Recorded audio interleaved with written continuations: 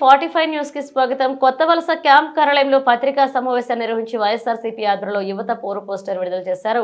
శృంగవరపుకోట మాజీ శాసనసభ్యులు కడుబండి శ్రీనివాసరావు ఈ రోజు కొత్త వలస క్యాంప్ కార్యాలయంలో మీడియా సమావేశం నిర్వహించారు.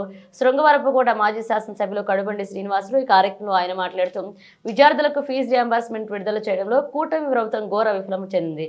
విద్యార్థులకి 3 సంవత్సరాల ఫీజు రియంబర్స్మెంట్ వసతి దీవెన బకాయిలు తక్షణమే విడుదల చేయాలని విద్యార్థుల పక్షాన్ని నెల 12వ తేదీన జిల్లా కేంద్రంలో జరిగే యువత పోరు కార్యక్రమానికి నియోజకవర్గంలో ఉన్న వైసీపీ శ్రేణులు విద్యార్థులు పాల్గొని విజయవంతం చేయాలని కోరారు. అనంతరం వైఎస్ఆర్సీపీ ఆధ్వర్యంలో యువత పోరు పోస్టర్ విడుదల చేశారు. ఈ కార్యక్రమం ఎక్స్ ఎమ్మెల్యే శోభా హైమావతి, మాజీ డీసీసీ వెచలపు రామునాయుడు, ఎస్కోట జడ్పీటీసీ మమ్ములూరి వెంకటలక్ష్మి, ఎంపీపీలు గేదెల శ్రీనివాసరావు, దొగ్గ సత్యవంతుడు, మండల పార్టీ అధ్యక్షుడు బొబ్బిన నాయుడు, మోపాడ రకుమార్, మమ్ములూరు జగన్నాథం, మాజీ MPP Gorapalle Siva, vice MPP Pinisetti Venkataramana, Adapa Eswararao, JCS incharge Bonthala Venkatarao, Edla Kishore తదితరులు పాల్గొన్నారు. చదువుల విషయంలో ఎంత ఘోరంగా విఫలమయ్యారో అనే అంశం మీద ఏ పేద పిల్లలైతే ఈరోజు ప్రభుత్వం ద్వారా విద్య అందుకోవాల్సి ఉన్నారో వాళ్ళకి జరుగుతున్న అన్యాయం మీద రేపు 12వ తారీఖున విజయనగరం జిల్లాలో మా పెద్దలు శ్రీ బొత్స సత్యనారాయణ గారి నాయకత్వంలోని మా జిల్లా పార్టీ అధ్యక్షుడు శ్రీ మజ్జి శ్రీనివాస్ గారి నాయకత్వంలో అన్ని నియోజకవర్గాల నుంచి వైఎస్ఆర్ కాంగ్రెస్ పార్టీ శ్రేణులు, అదేవిధంగా ప్రతి గ్రామం నుంచి కూడా యువత ఈ ప్రభుత్వం చేస్తున్న అన్యాయం మీద రేపు కలెక్టరేట్లో మేమందరం కూడా ఒక ర్యాలీ ద్వారా వెళ్ళి రిప్రజెంటేషన్ ఇవ్వాలని ఈ కార్యక్రమం చేపడుతున్నాం. దానికి ముందుగా ఈరోజు మీడియా మిత్రుల ద్వారా మన ముఖ్యంగా ప్రజలతో పాటు యువతకి మీ తరపున మేము పోరాడుతాము అని చెప్పడానికని ఈరోజు ప్రెస్ మీట్ పెట్టడం జరిగింది. ఈ కూటమి ప్రభుత్వం అధికారంలోకి వచ్చి సుమారుగా 9 నెలలు పూర్తవుతూ ఉంది. ఈ 9 నెలల్లో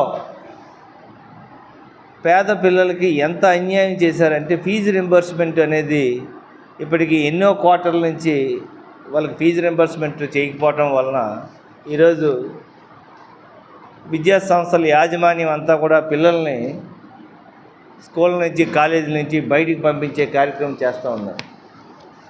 ఇదే జగన్మోహన్ రెడ్డి గారి ప్రభుత్వంలో మా గత 5 సంవత్సరాల ప్రభుత్వ కాలంలో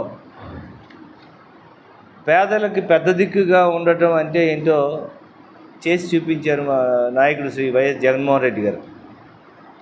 ఆ రోజు పేదలకి పథకాలు ఇవ్వటమే కాకుండా పేద పిల్లలు పేదరికం నుంచి బయటికి రావాలంటే చదువు ఒక్కటే మార్గం తప్పితే డబ్బున్నోడు ఎంత డబ్బున్నా సంపాదిస్తాడు, కానీ పేదోడు బాగుపడడానికి ఒక విద్య ఒక్కటే మార్గం అని చెప్పి గత 5 సంవత్సరాల్లో విద్య గురించి ఎంత ఖర్చు పెట్టారనేది ప్రజలందరికీ తెలుసు.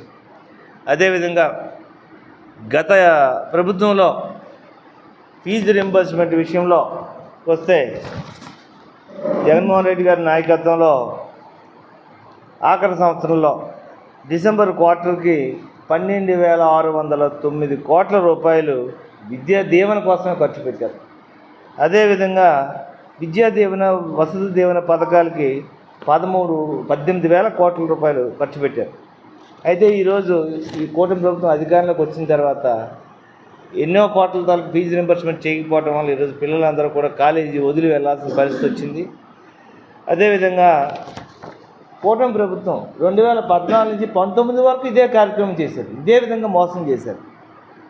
రాజశేఖర రెడ్డి గారు అధికారంలోకి వచ్చిన తర్వాత 2004 నుంచి భారతదేశంలో ఏ రాష్ట్రంలో అయినా పేదోళ్ళుగా ఉండిపోయారు, కానీ ఒక ఆంధ్ర రాష్ట్రంలోనే పేదోళ్ళందరూ బాగుపడే అవకాశం ఈరోజు రాజశేఖర రెడ్డి గారు ప్రవేశపెడితే ఆ పథకాలకి మరొక 2 అడుగులు ముందుకెళ్ళి జగన్మోహన్ రెడ్డి గారి నాయకత్వంలో గత 5 సంవత్సరాల్లో పేదలందరికీ పెద్ద దిక్కుగా ప్రభుత్వం ఉన్నది.